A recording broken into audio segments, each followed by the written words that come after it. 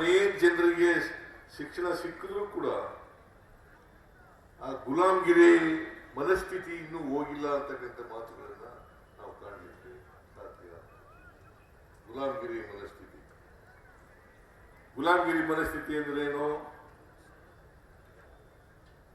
ಈಗ ಮೇಲ್ಜಾತಿಯವನು ಒಬ್ಬ ಬಡವ ಬಂದರೂ ಕೂಡ ಅವನ್ನ ಸ್ವಾಮಿ ಅಂತ ಕರಿತೀವಿ. ಅದೇ ಒಬ್ಬ ತಳ ಸಮುದಾಯದವನು ಶ್ರೀಮಂತನಾಗಿದ್ರು ಕೂಡ ವಿದ್ಯಾವಂತನಾಗಿದ್ರು ಕೂಡ ಅವನ್ನ ಸಿಂಗುಲರ್ ನಲ್ಲಿ ಮಾತಾಡುತ್ತೆ. ಇದು ಗುಲಾಮ್ಗಿರಿಯ ಸಂಕೇತ, ಗುಲಾಮ್ಗಿರಿಯ ಮನಸ್ಥಿತಿ. ಇದನ್ನು ಕಿತ್ತೆಸಿಬೇಕು. ನಾವೆಲ್ಲರೂ ಕೂಡ ಸ್ವಾಭಿಮಾನಿಗಳಾಗಿ ಬದುಕ್ತಕ್ಕಂಥ ಪ್ರಯತ್ನವನ್ನ ಮಾಡಬೇಕು. ಹಾಗಂತೇಳಿ ಇನ್ನೊಬ್ಬರನ್ನ ದ್ವೇಷಿಸಬೇಕು, ವೈರತ್ವ ಮಾಡಬೇಕು ಅಂತಕ್ಕಂಥ ಮಾತುಗಳಲ್ಲ. ಇನ್ನೊಬ್ಬರನ್ನ ಪ್ರೀತಿಸೇ ಸ್ವಾಭಿಮಾನಿಗಳಾಗಿ ಇರಬೇಕು. ಸಿದ್ದರಾಮಾನಂದಪುರಿ ಸ್ವಾಮೀಜಿಯವರು ಕೂಡ ಸ್ವಾಭಿಮಾನಿಗಳಾಗಿದ್ರು ಅಂತಕ್ಕಂಥದನ್ನ ಇವತ್ತು ನಾವು ಮರೆಯಲಿಕ್ಕೆ ಸಾಧ್ಯ. ಅದಕ್ಕೆ ಎಲ್ಲ ಸಮಾಜಗಳು ಕೂಡ ಶಿಕ್ಷಣವನ್ನ ಪಡ್ಕೊಳ್ಳೇಬೇಕು. ಎಂತ ಶಿಕ್ಷಣ ಪಡ್ಕೋಬೇಕು ಅಂತಂದ್ರೆ ವೈಚಾರಿಕವಾದಂತ ವೈಜ್ಞಾನಿಕವಾದಂತ ಶಿಕ್ಷಣವನ್ನ ಪಡ್ಕೋಬೇಕು. ಸುಮ್ಮನೆ ನಾನು MA ಮಾಡಿದ್ದೀನಿ, BA ಮಾಡಿದ್ದೀನಿ, BSc ಮಾಡಿದ್ದೀನಿ, ಲಾ ಮಾಡಿದ್ದೀನಿ, MSc ಮಾಡಿದ್ದೀನಿ ಅಂತಂದ್ರೆ ಪ್ರಯೋಜನ ಆಗಲ್ಲ. ಡಾಕ್ಟರೇಟ್ ಮಾಡಿದ್ದೀನಿ ಅಂದ್ರೆ ಪ್ರಯೋಜನ ಆಗಲ್ಲ. ಅದೇ ನಮ್ಮ ಶಿಕ್ಷಣ ಹೇಗಿರ್ಬೇಕಪ್ಪ ಅಂತಂದ್ರೆ ವೈಜ್ಞಾನಿಕತೆಯಿಂದ ಕೂಡಿರ್ತಕ್ಕಂಥ ವೈಚಾರಿಕತೆಯಿಂದ ಕೂಡಿರ್ತಕ್ಕಂಥ ಶಿಕ್ಷಣ ಇರಬೇಕು. ಅದಿದ್ರೆ ಮಾತ್ರ ಪ್ರಯೋಜನ ಆಗುತ್ತೆ. ನಾವು ಸಮಾಜವನ್ನು ಕಟ್ಟಲಿಕ್ಕೆ ಪ್ರಯೋಜನ ಆಗುತ್ತೆ. ಇಲ್ಲದೆ ಹೋದ್ರೆ ಕಾರಣ. ಅದಕ್ಕೆ ನಾನು ಅನೇಕ ಸಂದರ್ಭಗಳಲ್ಲಿ ಹೇಳಿದ್ದೀನಿ, ಜಾತಿ ವ್ಯವಸ್ಥೆ ಯಾಕೆ ಹೋಗಿಲ್ಲ? ಸ್ವಾತಂತ್ರ್ಯ ಬಂದಾಗ ನಮ್ಮ ಶಿಕ್ಷಣ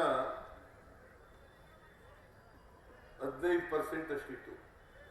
ಸ್ವಾತಂತ್ರ್ಯ ಬಂದಾಗ ನಮ್ಮ ಶಿಕ್ಷಣ 15% ಇತ್ತು. ಈಗ 76% ಆಗಿದೆ.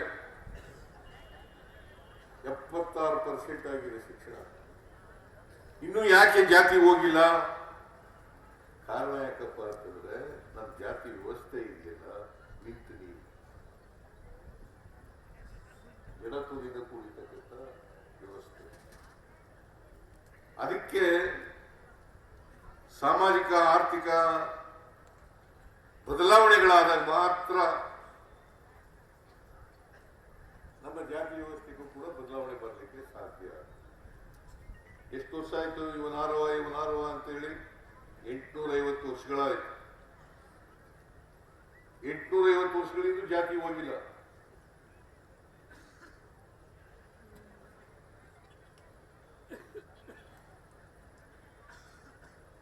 ಅದರಿಂದ ಕೆಲವರು ಹೆಮ್ಮೆ ಪಡ್ತಾರೆ. ಜಾತಿ ಸೂಚಕ ಹೆಸರುಗಳನ್ನಿಟ್ಟುಗಳಿಗೆ ಹೆಮ್ಮೆ ಪಡೋದು.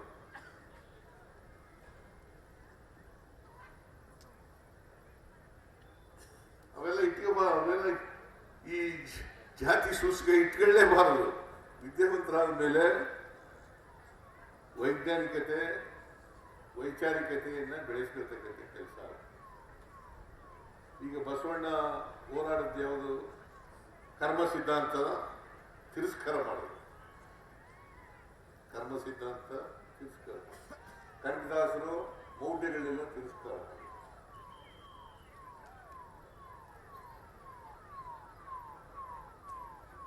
ಮತ್ತೆ ನಾವು ಮೌಢ್ಯಗಳನ್ನ ಕಂದಾಚಾರಗಳನ್ನ ಅನುಸರಿಸ್ತಕ್ಕಂಥ ಕೆಲಸ ಆಗ್ಬಾರ್ದು. ಆ ದಿಕ್ಕಿನಲ್ಲಿ ಸಿದ್ದರಾಮಾನಂದಪುರಿ ಸ್ವಾಮೀಜಿಯವರು ಕೆಲಸ ಮಾಡ್ತಾ ಇದ್ರು ಅಂತೇಳಿ ನಾನು ತಿಳ್ಕೊಂಡಿದ್ದೆ. ನಾನು ಇಲ್ಲಿಗೆ 3 ಸಾರಿ ಬಂದಿದ್ದೇನೆ. 4 ಸಾರಿ ಬಂದಿದ್ದೀನಿ. ಸೋತಾರು ಬಂದಿದ್ದೀನಿ, ಗೆದ್ದಾರು ಬಂದಿದ್ದೀನಿ. ಚೀಫ್ ಮಿನಿಸ್ಟರ್ ಆದಾಗಲೂ ಬಂದಿದ್ದೀನಿ, ಸೋತಾಗಲೂ ಬಂದಿದ್ದೀನಿ, ವಿರೋಧ ಪಕ್ಷದ ನಾಯಕರಾಗಿದ್ದಾಗಲೂ ಬಂದಿದ್ದೀನಿ. ಆದರೆ ಈ ರಾಜ್ಯದ ಜನರ ಆಶೀರ್ವಾದದಿಂದ